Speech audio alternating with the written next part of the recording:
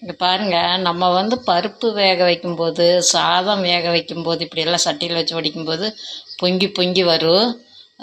அதில் இந்த சின்ன பருப்புன்னா சிறு பருப்புன்னு சொல்லுவாங்க. அதாவது இங்கே பார்த்திங்கன்னா இது வந்து நான் பருப்பு கடையிலா கீரை கடையிலான்ட்டு இந்த பருப்பு போட்டு வேக வச்சுக்கிறேன். இது பொங்கி பொங்கி வருது. அதுக்கு என்ன சொல்கிறாங்கன்னா, இந்த ஸ்பூனு ஏதோ ஒரு ஸ்பூனு சில்வரில் அதை வந்து உள்ளே போட்டுருச்சுன்னா இந்த பொங்கி வர்றது நின்றும் அப்படின்னு சொல்லி நான் ஒரு இடத்துல படித்தேன். போட்டு பார்க்கலாமா? பார்த்தீங்களா எப்படி உள்ளே போய் கொதிக்குதுன்னு? நிஜமாலுமே தான் போல இருக்குது.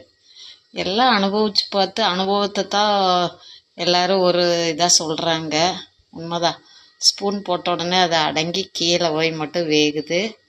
நீங்களும் ஏதாச்சும் செய்யும்போது இந்த மாதிரி பொங்கி பொங்கி வந்துட்டு இருந்துச்சுன்னா இந்த மெத்தடை ட்ரை பண்ணி பாருங்கள். ஒர்க் அவுட் ஆகுன்னு நினைக்கிறேன். ஓகேயா? ஓகே, பாய்.